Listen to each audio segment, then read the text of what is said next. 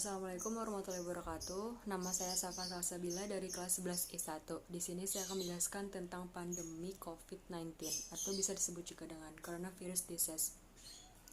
Apa sih yang kalian tahu tentang COVID-19? COVID-19 ini adalah penyakit menular yang disebabkan oleh sindrom pernapasan akut coronavirus 2 atau disebut juga dengan SARS-CoV-2. Penyakit ini pertama kali diidentifikasi di kota Wuhan, ibu kota provinsi Hubei di Cina. Sejak saat itu menyebar secara global hingga saat kini dan memakan banyak korban jiwa. Nah, mengakibatkan pandemi coronavirus dari 2019 ke 2020 yang sedang berlangsung hingga saat ini. Ada juga gejala-gejala umum orang yang terkena COVID-19 ini, seperti demam, batuk, sesak napas, itu yang paling umum ya. Gejala lain mungkin termasuk kayak nyeri otot, nyeri sendi, produksi dahak terlalu banyak, bisa dahak cair atau tidak, diare, sakit tenggorokan, kehilangan bau, dan sakit perut. Sementara sebagian besar kasus menghasilkan gejala ringan, tidak terlalu berat tetapi hanya ringan, dan itu sudah termasuk penderita COVID-19. Sekarang kita bahas tentang tanda dan gejala, seberapa persen tanda dan gejala penderita COVID-19. Tadi kan saya sudah jelaskan gejala-gejalanya saja. Ini berapa persen penderita mengalami COVID-19 ini. Demamnya itu 87,9%, batuk kering 67,7%, kelelahan 38,1%. Produksi dahaknya yang terlalu banyak mungkin ya. Sampai saat ini sih 33,4%, kehilangan bau 15 hingga 30%, sesak napas 18,6%, dan yang lainnya. Mereka yang terinfeksi virus ini dapat tidak menunjukkan gejala, makanya bisa disebut juga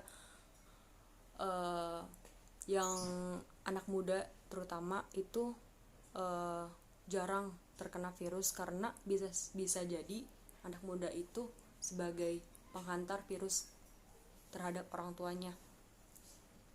Meskipun dia tidak mengeluarkan gejala, bisa jadi dia terkena COVID-19 gitu. Makanya perlu diwaspadai dan perlu dicek sebenarnya. Nah, penyebab COVID-19 itu karena mungkin ada beberapa sebagian yang bilang dari sejarah yang sudah diambil dari para ilmuwan juga, virus ini tuh dianggap alami dari berasal dari hewan melalui infeksi namanya infeksi spillover. Asal tidak diketahui, tetapi pada bulan Desember 2019 penyebaran infeksi hampir seluruhnya didorong oleh penularan dari manusia ke manusia. Infeksi yang paling awal dilaporkan telah secara tidak resmi dilaporkan terjadi pada 17 November 2019 di Wuhan, Cina. Tetapi peresmiannya itu ketika Desember sampai Januari 2020. Lalu bagaimana dampak COVID-19 terhadap perdagangan internasional? Apa pengaruh terbesar bagi perdagangan dunia? Nah, adanya COVID-19 ini akan berdampak buruk atau negatif. Hal ini dikarenakan Cina negara eksportir terbesar di dunia yang hingga saat ini mengalami pergejolakan perekonomian, sehingga produksi di Cina juga sedang menurun dan tentu saja berdampak pada perdagangan dunia. Apabila perekonomian di Cina sudah lumpuh total, pergejolakan itu sudah melumpuh, tapi sekarang Cina sudah mereda. Berdampak pada ketidakstabilan juga terhadap perekonomian seluruh dunia, terkhusus bagi Indonesia yang sering mengimpor bahan baku obat dan alat kesehatan. Adanya hal itu juga berpengaruh pada sektor pariwisata dan yang lainnya, ekspor dan impor.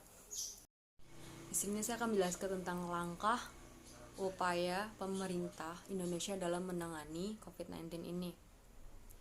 Yang pertama itu, pemerintah Indonesia telah membentuk dan mengaktifkan tim gerak cepat atau TGC di berbagai wilayah otoritas pintu masuk negara seperti pelabuhan, bandara, pos lintas batas darat negara atau PLBDN. Tim ini bertugas melakukan pengawasan alat angkut, orang, barang, dan lingkungan sekitarnya.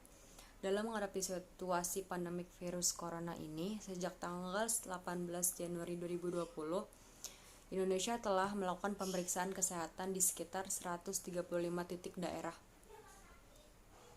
Pemerintah juga melalui Kementerian Kesehatan melakukan 3 langkah pencegahan COVID-19 ini di seluruh wilayah Indonesia. Ada menerbitkan surat edaran kepada seluruh dinas kesehatan provinsi, kantor kesehatan pelabuhan atau KKP untuk meningkatkan kewaspadaan akan penyakit ini. Terus menempatkan 135 thermal scanner di seluruh bandar udara di Indonesia, terutama yang mempunyai penerbangan langsung ke Tiongkok. Yang ketiga, memberikan health alert card dan komunikasi, informasi atau edukasi kepada para penumpang.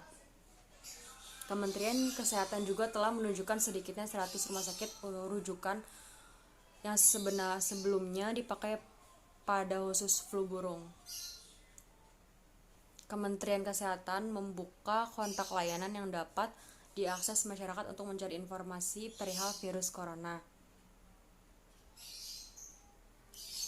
Nah, itu saja mungkin yang dapat saya sampaikan. Kurang lebihnya mohon maaf. Wassalamualaikum warahmatullahi wabarakatuh.